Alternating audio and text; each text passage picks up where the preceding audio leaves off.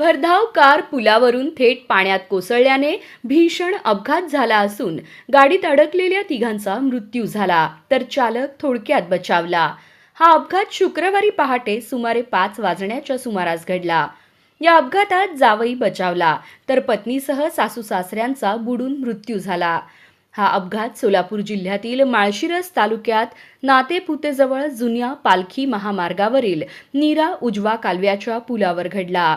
मिळालेल्या माहितीनुसार मुंबईहून फोंडशिरसकडे निघालेली इर्टिगा कार अचानक नियंत्रण सुटल्याने पुलावरून थेट कालव्यात कोसळली। पाण्याच्या प्रवाहात गाडी अडकल्याने त्यातील प्रवासी बाहेर पडू शकले नाहीत।